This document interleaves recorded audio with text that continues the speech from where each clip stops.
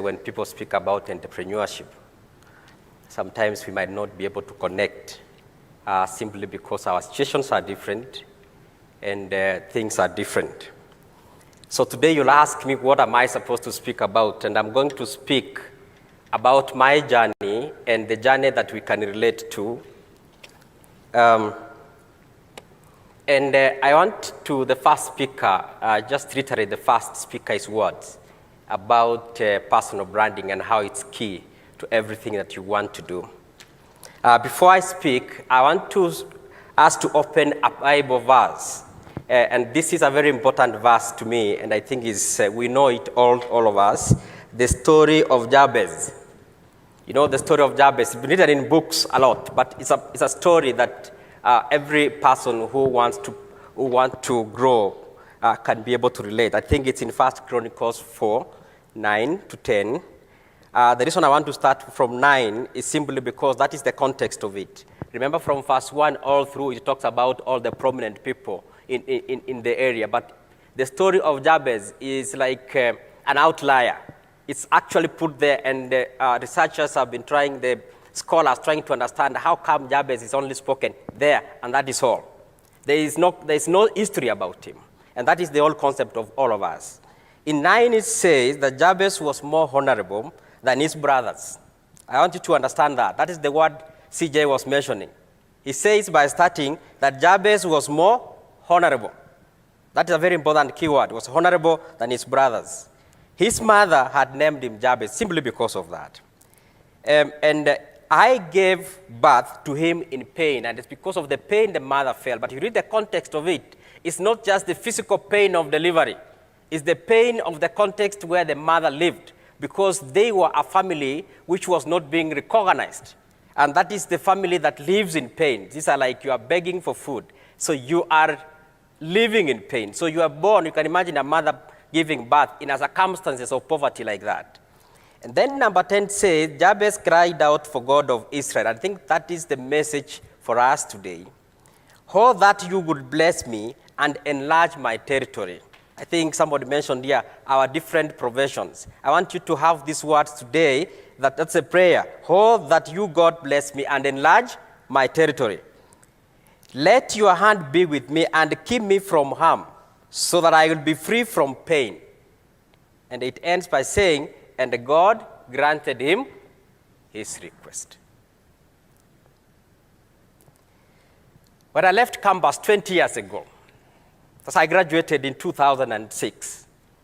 That's my first undergraduate.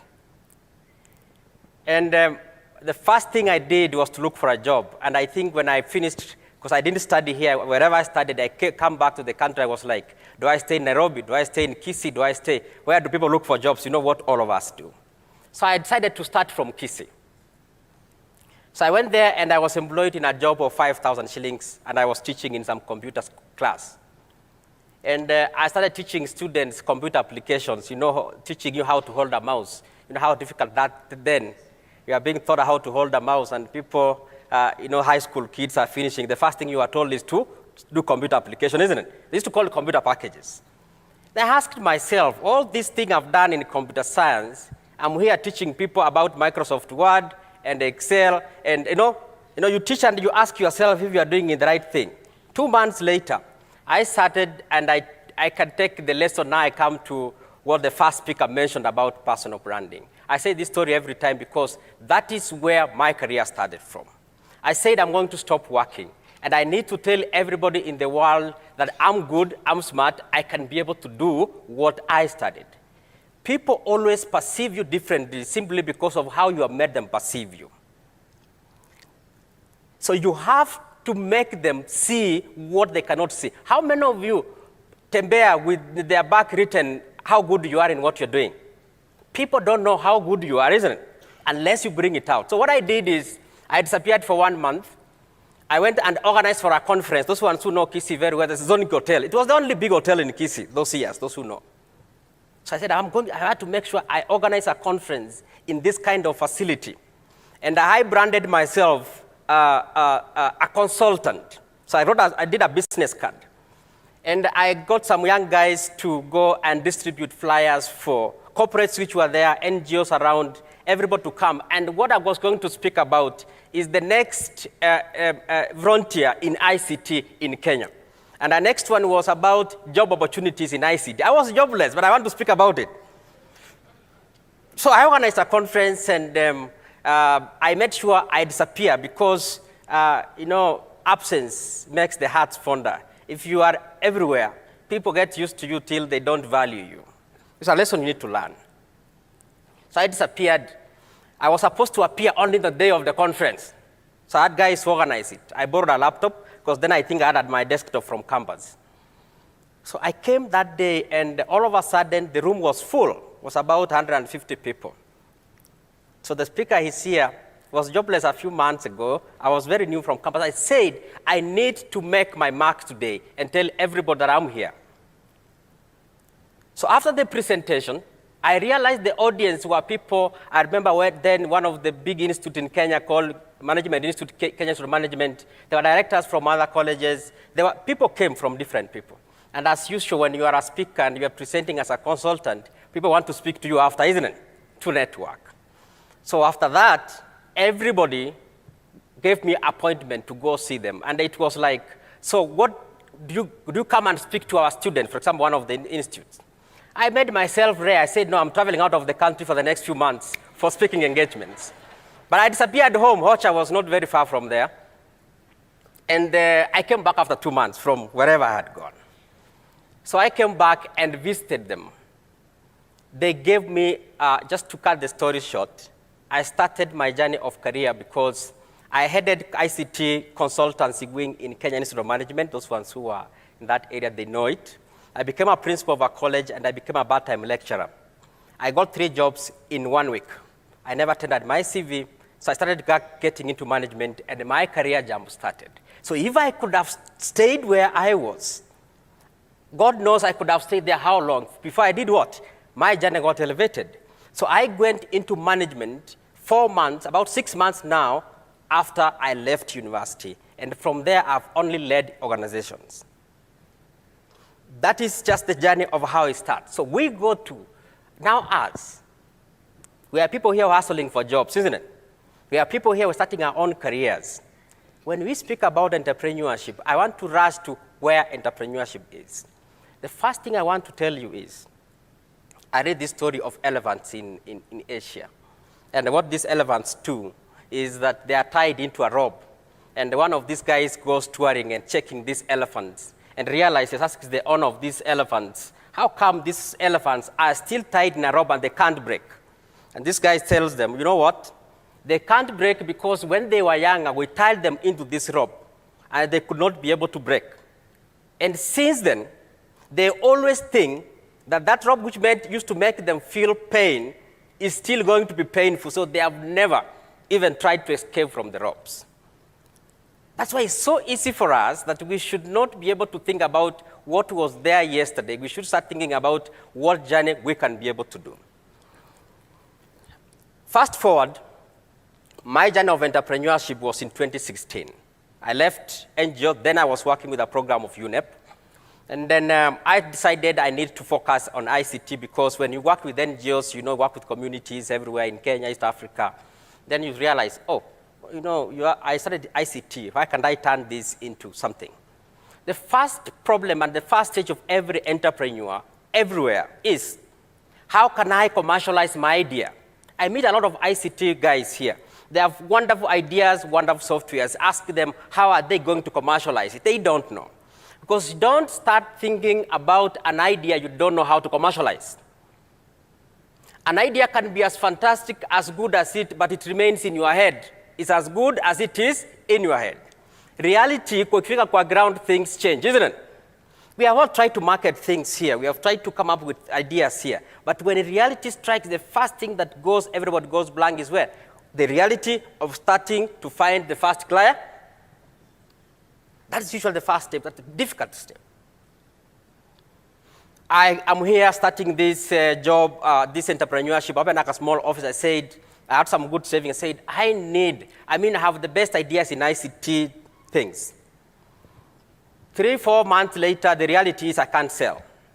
Why? Because you are starting an idea which is ahead of the market. Those who run ICT know that some ideas can be 10 years ahead of the market, and you are trying, it's as fantastic as it is in your head, because it's fantasy, because what you read on the news. I learned the first lesson, that everything that we want to do must start from the problem that is existing in the market. If you don't solve the problems that exist in the market, then your idea will remain what? Textbook.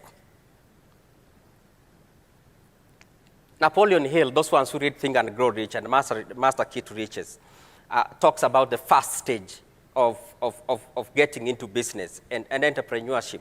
That the first important part is that you must be able to think about thoughts, because thoughts are things. You know that. Similar, something about the law of attraction, the secret. We don't know how to apply it. If you have money today, you don't even feel hungry. Did you know that? When you are broke is when you feel every smell of food around you, isn't it?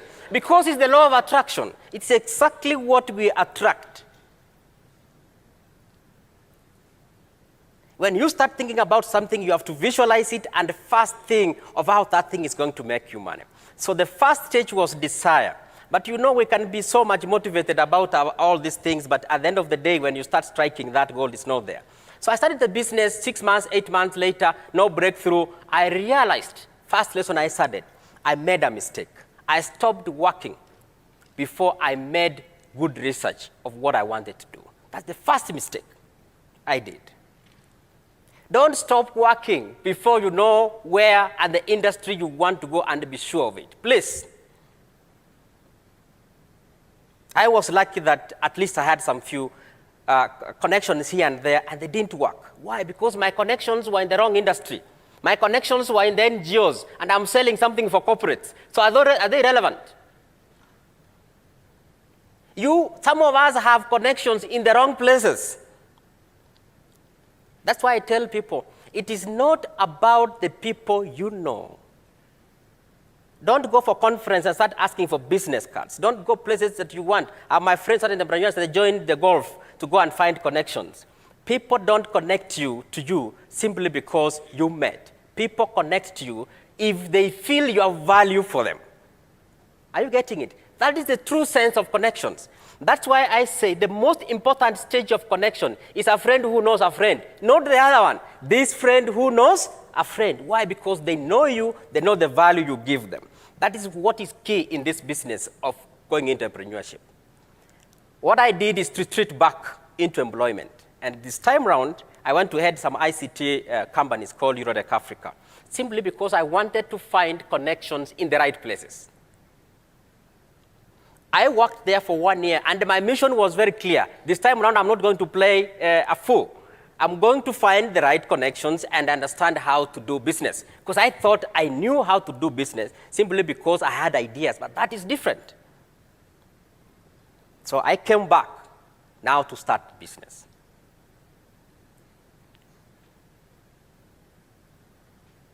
So if you look at that journey, the second stage that we look is what we call spotting opportunities in every place we are.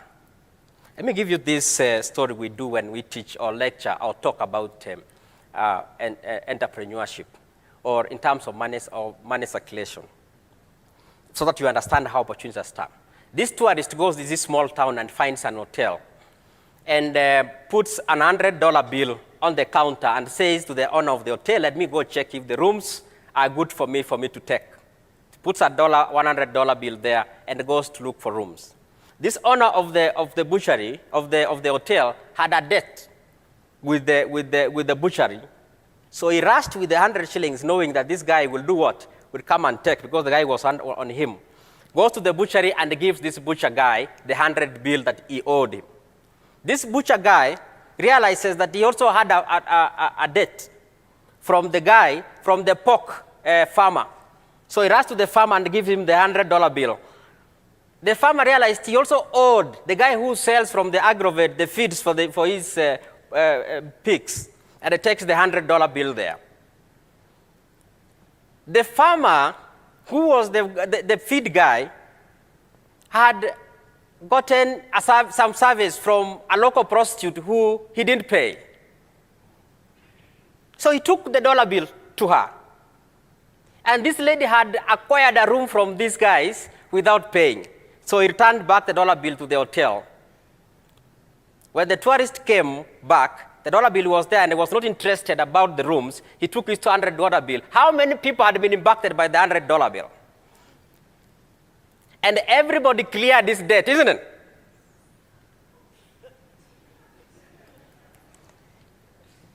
If you look at that, you realize the impact of circulation of money, and an entrepreneur needs to spot an opportunity as to where they're tapping that money. It's very important. Now go to the second stage. I think I connected a lot with the first speaker, what he was saying, in terms of now you have this idea, so what? How are you going to pitch it? How are you presenting it? I want to bring that context back here. In this book I've written, and I've read a lot of journals about it, was forming my PhD thesis. It's called Spider Web Economy, Web Strategy. Yesterday, I think on Friday, I was speaking with the marketers in terms of this strategy. And funny enough is that I was disputing one of the biggest strategy, which was introduced by Harvard School, called Blue Ocean Strategy, which was coming out from those ones who are in the business school. You talk about competitive forces or potters. What I'm talking about business classes, isn't it? And I have come and said, you cannot talk about potters, how you have to analyze competitors, because they're no longer boundaries. A web economy talks about spider web economy simply because I'm telling them, I'm introducing a new strategy for strategic managers to start thinking differently. That potters tells you analyze your competitors, tells you pricing is a key component of competitiveness. Blue Ocean from Harvard School comes and tells you, no. You need to develop your own uncontested market and stop competing with what? Competitors, meaning create your own blue ocean and stop being with the red ocean, meaning you create your own value and be able to compete on your own. That is what an entrepreneur does. You are not going to start a product and start competing with the big giants who have bigger muscles. Are you going to have money to advertise?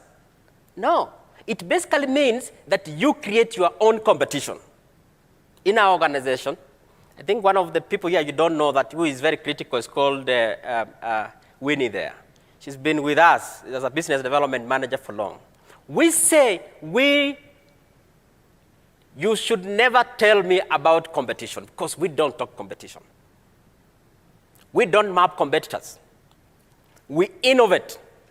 They benchmark on us. They talk about us. They map us. We don't talk about them. Because we realized in 2016 that when I go to, my first client was BAT, developed this good innovation nobody had in this market. We are here going for British American Tobacco, a multinational, and telling them, no, you guys, I have this. The first question they ask, he knows, first thing is, who else is your client? Who else? So who is going to be your first client to be able to be a study case for others? So first thing we did, and that is what spider web economy I'm talking about, collaboration. You have to make yourself look bigger than you are. I think I was talking about stage fright. You know, when you come to stage and you have a personality which is a good personality and you are confident, you create or you ooze confidence to your own clients. Because you understand your staff, isn't it? Who wants to give somebody to somebody who is panicking to a business? So the first thing in that personal branding was collaboration. You know what the trick we did? We went and discussed with some of the company in Europe which had a presence here, and we told them, you know what, you guys, we want to collaborate. We want that we create a coin here. It's an e-coin in terms of loyalty points. We create an e-coin, and this e-coin can be converted into a gift card, and you can go to Starbucks and use it because you guys already have a network in Europe and the US in terms of gift cards. I knew we didn't even have that points to give anyway. But you see what they did? Yeah, they said, oh, I mean, this is great. So we collaborated with them. Then we said all their clients are our clients. Now we could go and say we have 700 outlets across Europe. And these guys were like, You mean you can convert this thing? You told them, just try it. Go to Starbucks today and have coffee and use it. We started creating confidence. Why? Because of what? Collaboration. Some of the partners were not adding value directly to our business. But we knew as a startup, the first stage you need to do is that you have to make yourself bigger. We're having a discussion with Mugusu out here and discussing and telling him, you know what? You better have a small piece of the bigger cake than not having a cake at all. Some of you have companies and businesses, you all so tied to yourself, and you have nothing out of them simply because you don't want to bring in partners who can help you push that product forward. What is the essence of having a company? You are the 100% director and sole proprietor, and you have nothing out of it. Vis-a-vis having a company, having 10% of a giant of it. Are you getting what I mean? We need to start looking out of it that way. So that partnership and the collaboration jump-started as a smaller startup. We needed it, and you need it. I tell people that if today you want to go into employment, and you want to go into employment of sales or marketing, you have been applying and applying and applying. You ask yourself the question, what am I not being asked? First, start creating the connection. I don't buy into the concept that you need money to get a job. In my years, I sat in interviews with Kenya Institute of Management as a consultant, interviewing a lot of guys in different corporates. It's only 10 to 15% of the people who come to the interview panel are actually qualified in terms of skill, confidence, and actually really deserve that job. Most of them are not prepared. They only have a paper to talk about. Can you imagine today if you come to Marky's desk, you are selling a product, which might not be of existence, or your own company selling a product, you pitch it so well. Next time, if you apply a job and it sees you there in that panel, you can create connections by you having a product that you have innovated or taken up, and you use it as a method of creating connections. When you meet this person, you have to describe yourself. What value do you have? So when you give value to this person, then the connection ends there. So that stage reaches. So we have created collaborations. And that's what you need to do. The first stage, you need to create those kind of partnerships. Create collaborations. Make yourself look bigger. Nobody wants to associate themselves with people who look desperate. Take that from me. They will not receive your next call. You have their business card, but that's not adding no value. Connections are not created by giving or getting business cards. It's a false connection. But you brand yourself and create a value out of yourself, then your entrepreneurship journey is going to be very easy. Then, we got the next stage of the lessons that we need to look at. Now you have this concept, you have this idea, you need to find where to get it and how to get it out. I've said you need to partner, you need to collaborate. There are normal things we are told about research. Those are normal things you need to be able to know how to approach. The next thing, which is very important, what is your commercial model for your business? A business will break simply because your commercial model is not well thought of. Assuming, for example, I want to do horticulture and I want to sell tomatoes. The next thing you do is go social media, post I have tomatoes, do deliveries. That's what we do. Or think about I'm starting a grocery and I can be able to do this. You are doing what your mother can do, isn't it? And she will do it better simply because she has more resilience. You don't have. That day you'll walk with the high heels delivering things and somebody returns with them, you will give up. So you have to understand yourself simply because don't try to be like anybody else because you have your own strength. Bring in people who have the strength that you don't have. I get these ICT guys, very good software developers trying to do sales for their own softwares. Please stop it. Stick to what you're good at. Are you getting it? Get a sales guy and tell him, by the way, I want you to be our partner. You're so good in selling. Let me develop it, you do what? Take it to the market. You have this personality of a person who will not sell. The reality is in entrepreneurship, there's a reality. Usijidanganye ati. No, you know you can't sell, it's full stop. At that time, you need money. What happens next is, as all our entrepreneurs we face, capital ends. Pesa quick. So you struggle with two things. You struggle with survival of living and paying your rent, and survival of trying to be resilient. And most guys tell me, tunaambiwa in the books, the motivational books, that we have to be as resilient as possible. But the reality is, I need food to put. Are you getting it? That's the reality. And the reality is, I can't go to a bank because the bank needs my history of score, credit scores. So what do I do?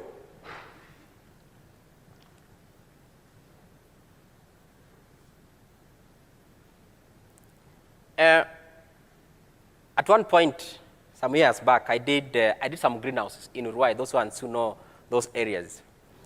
And it's because by then the buzz of horticulture and making millionaires was out there. See, you know those times of the queries and, these things you read in the newspaper. By the way, don't just see our ideas out there and then you think that is where you need to be. Are you getting it? So I did that, and after tomatoes are flowering, the next thing I asked myself, it's good that I just gotten into entrepreneurship, and I was asking myself, so what do I do with these tomatoes? Am I going to sit here and having mamas coming and I do my kilos on that news? And that place used to be very inaccessible. When it's rain season, we used to use bulls. The donkeys could not move there, so you have to use the bull. Some Wakambas, they have bulls with a cart. So I said, this is looking ridiculous. So what I did, it's like, do I really need this? If I've produced, what do I need? Why do I need to sell again? As a producer, I really need to have to sell. So I can look for guys who can sell my produce. They also make their money. I want to be the one producing and at the same time taking it to the market. You know what it means that way? I went and got some guys doing sales. I told them, me, I'm going to give you have your connections. Go look for tenders. Go look for where you can supply. You don't need to do anything. You pick, you deliver, take your cart, give me the money. I got some guys who are very good hustlers and they didn't have capital, but they have the mouth to do what? To sell. So this guy went to zucchini, got some contract there, went of a product they didn't have. So I told them, okay, now pick, supply, get the money, take your cart, give my money. Because working smart is different from working hard. Some of you sleep very late, you work so hard, but you wonder why you don't have money in your pocket, isn't it? Because the world does not reward hard workers. Because you're going to reward, this guy is doing some mujengos, they will be very wealthy, isn't it? They work hard. They use their energies. Because that is not what this environment needs. It just needs you to do one extra thing, something nobody else is doing what? Is doing.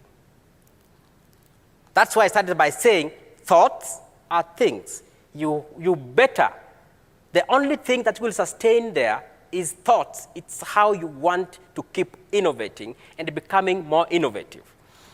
So we started creating technologies out of this market. We created technologies. And every time we created this technology, it was so easy for us to get the market. Why? Because we knew what the purpose of partnership. Let me give you one example of how it means to think out of the box. We launched a product, those ones who have been following my social media, called Nyumba Mkononi. It's one of the products we just launched in November last year. This product meant, you know how you guys construct houses, and you do incremental construction. See, hauna pesa unaleta mawe kwa shamba mchanga. You know how African we construct. It's called incremental construction. Then I didn't even know it's called incremental construction. It was incremental construction. Then I thought, okay, why can't we create a technology that this guy is badala alete mawe kwa ground, hiyo mawe inakaa kwa simu. Hiyo mchanga inakaa kwa simu. Hiyo simiti inakaa kwa simu. So that when somebody is drinking somewhere, ananyesha wenzake, you know what? Let me dedicate this one drink or my lunch into simiti. And I can show them, I've already in my 70 cement, nimefika simiti 20, nimefika shamawe. Meaning they build their house on the phone. When they are ready, it's delivered to their site, they construct. Amazing. Then, with my experience in that, I said, this, as amazing as it is, we have things to deal with first. The issue of trust, isn't it? We have another thing to deal with. We are dealing with what we call a B2C model. So, a B2C model. A B2C model is whereby a business is selling to a consumer directly. Can you imagine if I don't get an audience like this, I have to get out there one person. Do you know how difficult is it to sell to a C, isn't it? Our model of business has always been B2B, because when you are starting small in a business that is on that area of service and everything, B2B model is the best model simply because you can walk into a business, have a conversation, they give you business, it sustains your business, because number one rule of entrepreneurship, first, survive. Survival is number one, not being rich or wealthy. Number one is survival. Learn to survive. So that B2B model was the best class model. So I said, I have this one concept I learned. One of the companies I headed was with the current minister, Moses Kuria. So I headed these companies, these technology companies. So I worked with him closely, and one day he told me, Naftal, you need to learn the concept of using people's money. The concept of people's money. You don't need to use your own money to do anything. You can use people's money. He taught me that. I said, yes. Now let me try to use this concept here in this model that we are going to work. So I approached manufacturers. I told them, Bamburi, you are here at the back of our companies, Mabati Rollins, all these manufacturers. I told them, you know what? I'm going to help you lock in a client from day one they have a dream of construction. Meaning, akianza kununua simiti yenu from number one, hawezi stop because they can only buy your brand, isn't it? Because if you leave them until the day they reach your shop for them to make a decision, then they are likely to start comparing prices, isn't it? Is that what we do? So we are going to help you lock that client from day one, from the dream stage. We told everybody else, we are giving you the platform. This platform now, what do we need to do with it? I told them, I'm helping you solve the cost of business and the cost of marketing. Can you imagine if this client was starting to construction, you have to make noise on TV telling him to choose your brand. I've saved you the cost of marketing, isn't it? So now what is what you're going to do for me? You are going to take care of marketing my platform, and I'm going to give you exclusivity. Basically means make noise about Nyumba Mkononi. I help you get that client. You don't need to advertise again for that client for the rest of the 4 or 5 years he's going to construct. They were like, wow. These companies are the ones who are taking care of all my marketing costs. Other people's money. Are you getting what I'm talking about? That the concept of not having capital can be changed depending on how you want to model your businesses. I remember one time we developed, those ones who are online, you can see something called Zawadi Mall. We said, in 2010, I tried to introduce what we call drop shipping. Then it was very coming up in 2010 there. The concept of selling what you don't have, that you're just connecting a consumer to the manufacturer and you don't need to spend a coin. That model can be brought here and made sure that I can walk into a manufacturer today and I sell your product without spending a coin. That means I just need to understand the value chain of how distribution works. And I come and pick my retailers in Kangware, for example, and I tell them, I'm going to distribute you this X. And I go to this guy who's a distributor and tell him, you know what, I want to sell your product. So I pick an order, come pick your goods, deliver. As a starting model for a lot of us. Why? Because I've learned in entrepreneurship that the second and most important stage and that an entrepreneur needs is innovation. Not innovation in terms of technology, but innovation in terms of what you are selling. And this one can only be achieved when you speak and talk to people so that you understand their key problems so that you can be able to innovate. And so that basically means you are actually scaling. So the third part, I was asked to so how do we finance our businesses? I've already told you how you don't need to look for finances first. But I'm going to tell you, for those ones who are already in business, how to look for these finances.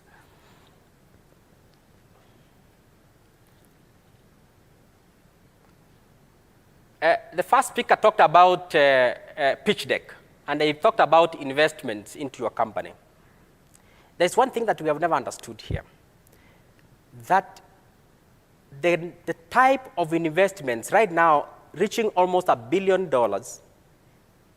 in Africa, in different sectors, from health, from agriculture, from ICT, all these, they are all going to startups. And most of the startups receiving this money is social enterprises.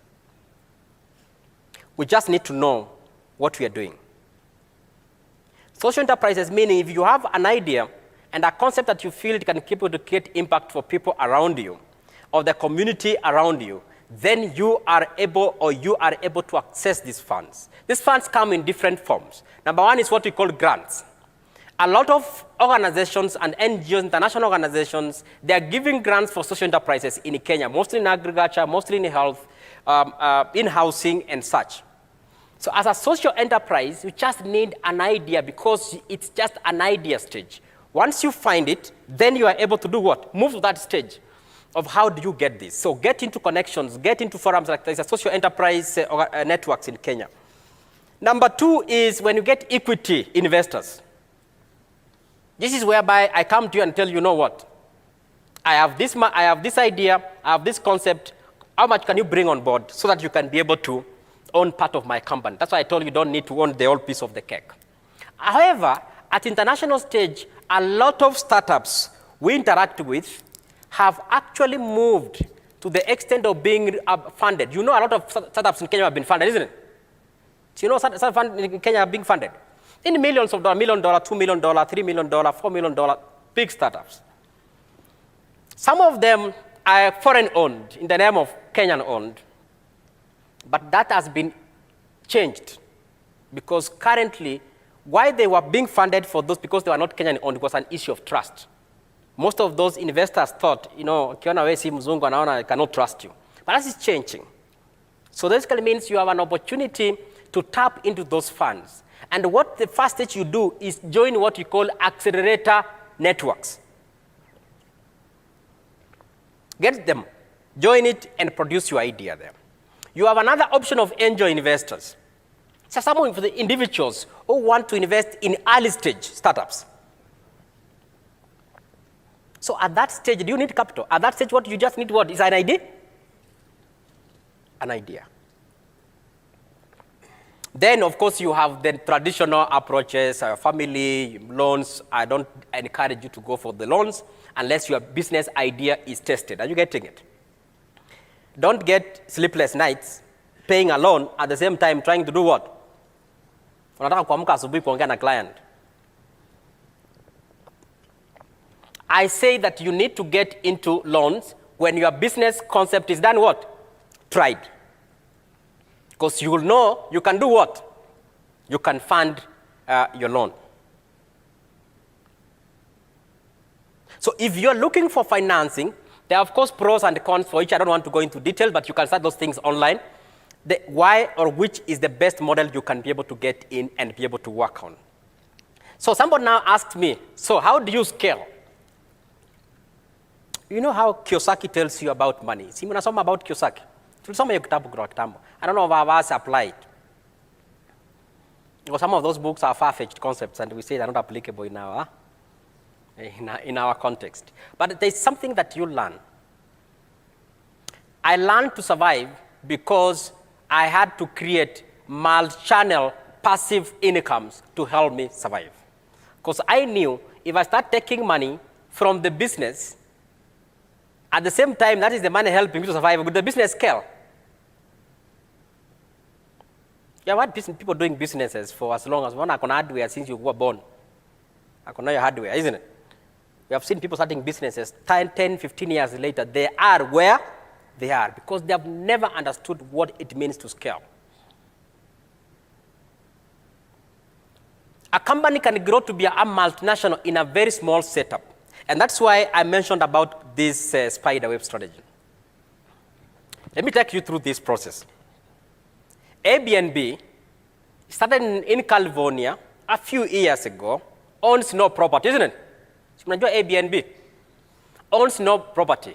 Right now, almost clocking $1 trillion valuation, owning no property. Marriott's, Sarova's, all these companies which have owned the biggest assets have actually been overtaken currently by Airbnb in terms of what? Valuation. They own no property. Uber owns no property. You know the story of it. Facebook, Instagram, what do they own? They own, as you entertain yourself there, they're making money out of, isn't it? The story of Google, when Yahoo was, how many of us were in those times when the only email was Yahoo? Simuko hapa? Yahoo did one simple mistake. Yahoo went to buy Google when Google started. You don't know that Yahoo was buying Google. But one of the board directors said, we cannot buy a smaller company that is not a threat to us. By then, Yahoo was bombarding people with adverts and everything. Those ones when Yahoo was that. So the client experience was very bad. This guy started up as a startup. And you know the journey, how it went. But Google has not stayed Google simply because of that. Google has innovated and innovated. They went up. They knew. Let me now give you that journey of innovation so that you can now see why you can scale up and how you can scale up. Because they knew they have come up and they're competing with a giant. The first thing they did, they knew that they just need to introduce a search engine that has nothing. When you go there, you only see search. That is the first thing they did. When they did that and they realized there were a lot of people, then one of the employees inside started, we need to have a Gmail to compete with a Yahoo Mail. Gmail started. They transformed how email is being done in terms of experience. Yahoo used to give only 100 MB storage. These guys gave 1 GB storage. The journey started. They didn't stop. Within a very short time, this guy said, you know what is happening in this? We need to give people more. If we need to create adverts, we need to create Google Analytics so that we can give businesses what? Value for what they do what? They advertise. That's what the time they created Google AdWords. Those ones, at that time, we used to use Google AdWords for blogs and everything. They introduced that. Then later, they introduced Google Analytics. A few years later, they bought YouTube because then Apple was saying the next generation of internet is video. They realized an opportunity. They went into video. When mobile phone was coming in, and a lot of companies, you know what happened to Nokia's, BlackBerry are coming in, and everybody was struggling what we do. This Android thing is not going to. This guy said, the next frontier of it is mobile. Because Apple had seen it's mobile. So what do you do with mobile? We need to be the foundation of mobile. They bought Android.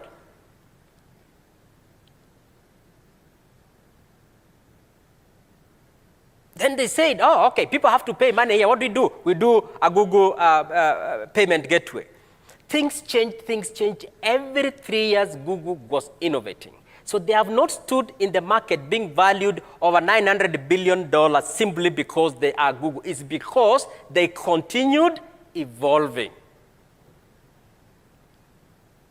So if you are selling your tomatoes and the only thing you have been doing is post on Facebook waiting for the same result and want to be rich, you are not going to be rich.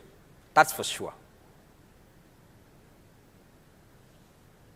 If you are an engineer and a lawyer and you can't touch, I speak to some lawyers and a lot of them are my friends. Actually, I work more with lawyers because where I studied, a lot of my friends were lawyers. And they keep telling me about this business and partnership and all this. I tell you, these lawyers, no offense, you don't know how to do business. You're so much into your legal.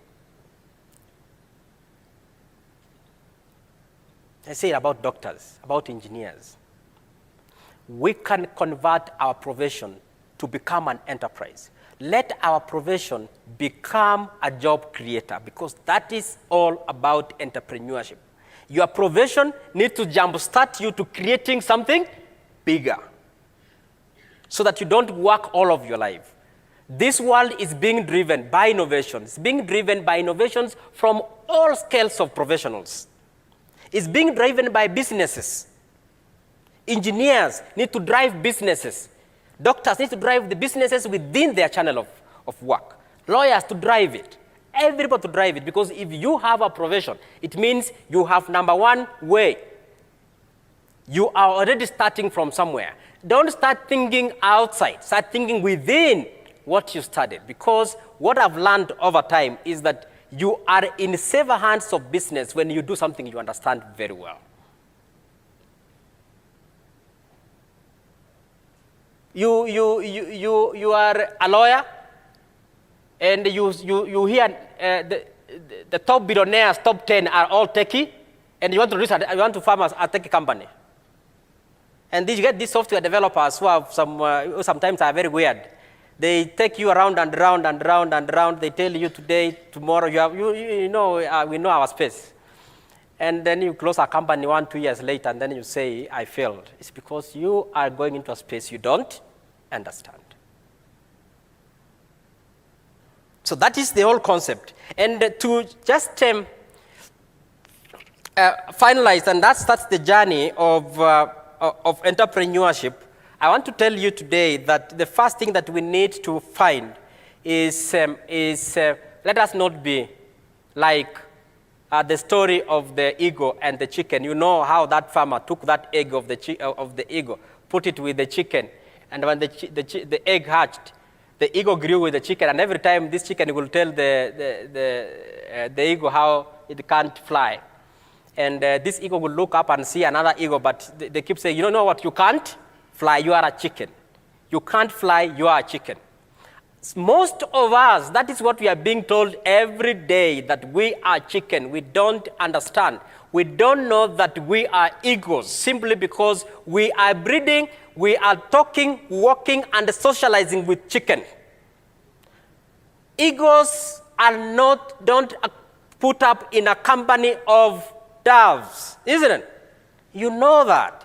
How will you know how to grow your business if all your social cycle are chicken? Nyote mnakula soil hapo chini. You can't grow. I'm telling you reality of business. The reality of business is that you start getting yourself into circles which will open up your mind, will tell you things. Opportunities in the industry or businesses are created from the social circles. So you have to come out of it. If you're the guy who is always in social media, just there and talking and seeing, and videos, nowadays TikTok has taken over. People are on videos, you are addicted to it. And the other time I was talking to somebody in China and telling me that TikTok in China is so encrypted to a such extent, they don't see what you guys see. They only see things that can change their people. But we are here all over with things that cannot even assist in your life. You have a lot of theory, we have become theorists. We are associating ourselves with platforms and the people around us who are basically making us chickens. We cannot scale up your enterprise or your business if you don't have the right network and the connections. And this is not a connection that you're going to buy. This is a connection you get from the people you meet, a friend who knows a friend who knows a friend. You start socializing like that, go to this kind of talks, this kind of places, meet people. You will see how things open up. I always say, people, and even in my place, we say that consistency, the universe always rewards people who are consistent. The universe will one day reward you. That's for a fact. Just be persistent and keep yourself there. If you want to grow from today as we move out, I want to give you a challenge. This is what I do for people. Turning anything into an enterprise. I think when I was being read the idea, so I was being told, you know what? You need to give people something different. Wakitoka hapa wasiende na motivation speaker, and all that. And that is exactly what I'm here to do. We are going to do this. Regardless of your profession, if you have an idea, as I mentioned about Kiyosaki saying, the passive income, wealth is created from what? They're creating a multiple income streams. It's not your salary. You earn $1 million, you see our MPs and our ministers, they're always crying it's not enough. It's always so. It's never enough. And that's one be assured. The multiple incomes you create, you don't know. One day, that is what will turn up to be your core. Why? Because at that stage, you don't have pressure of rent. That helps you scale I'm giving you that truth. Ile siku unaacha kazi ama unafutwa kazi ndio unatafuta biashara ya kufanya. Watu wanadanganya watu walitoka kazi ndio wakaanza na hiyo 1 grain. Let me tell you, that is not an easy journey. That is the fact. It's not an easy journey. Kwanza, when you start from ground, you have no connection at all. You know nobody and you know business. That is not an easy journey. So if you are thinking, then you should start your journey. Right now, it's easier to fail. You know that story of Matthew, of that guy who was given 1 and they didn't invest it back. You know the story. What was he told? You are foolish, isn't it? You are stupid, isn't it? But was that guy really stupid? Let me now talk this business. This is not now. You know, when you have a shilling, it's very hard to give that shilling away. You know that. But when you have 5, you can risk, isn't it? Let me tell you today, if you have that is the only money standing between you and evening, if you invest utapata pesa, do you give it? Don't give that money away. That's the reality of entrepreneurship. That the moment you are panicking and trying to survive, you are likely not to risk. Don't nobody cheat you, be a risk taker. Let me tell you, risk taking means you have to be calculative in taking risks. If you are a risk taker, you can't just put your investment here and then you expect now. No. But when you are working, you are getting your 30,000, you can risk 10, isn't it? It fails and then you say, hey, I have hurt, but I can move on, isn't it? Because tomorrow it's there. That is the best opportunity you have to risk and create your investments. Are you getting it? That's the right. So after this, those ones who feel, and this is, I'm asking for the panel who are organizers, because I said I've been a very good proponent of this professional club, and I've always said that you don't help young people by giving them speeches. You don't help people who are no supper, and you want to motivate them, and then it's going to put, that motivation will put them up food in the table. That's the truth, isn't it? Some of us here are hurting. What they want to hear is, what can I do tomorrow? So we're going, if they allow, create a forum. This is going to be virtual. Create a forum. You come up with the idea. I'll be available. We'll be able to create what time we can be able to do this. Those ones who can do it even in the evening or at night at some few days. Come up with your 2, 3, 4, 5 wild ideas. We start developing your concept, where we can be able to connect you. Who can we bring on board to you to assist you move your next thing forward? We are developing even a platform. I think Winnie is here with you. We should tell you what called peer-to-peer kind of lending, an investment forum. Not really investment, and I think I've told Winnie before that don't tell people who don't have money to invest. What are you investing? That put 3,000 in a year, you'll get 10%, 300 shillings. I'm sounding wild, but let me say, because I'm saying this from reality, and don't misquote me, I'm saying this from reality. I keep telling people, you cannot be able to say that savings made you rich. Savings does not make you rich, does not make you rich. It is the investment savings that give you returns that makes you rich. The moment you guys cannot separate between assets and liabilities, you are done. Some of you buy plots in Magadi and you say you have an asset. An asset has to feed you when you are hungry. A liability takes you when you are hungry. If that property is not giving you money now, it's not an asset now. It's going to be an asset then when you're going to sell it. We make wrong choices of investments. You have the small money, you pick money from the circle, you want to invest it. And you calculate the cost of this, the cost of credit vis-a-vis the year the investment is done. Doesn't make sense. Because investment has to be investment. Means it's giving me money now. So what you're going to do is trying to see how your 5,000 shillings can create value. How your 10,000 shillings can create value. If we are able to do that, then it's very easy for this network to come and tell now these guys in the church who are, some of them have passive, have income, what they call money that they want to invest. They should not come in, and I'm telling you, you are not going to get jobs from people in this church who are connected. Maybe you are lucky. It's not going to come. Separate it. Nataka separate. I think elders are here, but now I am speaking not as a church, I'm speaking as an entrepreneur and a person who has experience that for us to create value for ourselves, you have to work hard for yourself. You have to make me believe that I need to boost you this, and I'm not boosting you as a grant, I'm investing into your business. It's so easy for us and say, if you guys trust us as members of the church and Adventist, we have come up with this type of business. Now we are coming to do a pitch deck to you and telling Mark that can you now invest in my business? Are you getting what I mean? Then we create value for ourselves. Otherwise, you are on your own. You are on your own.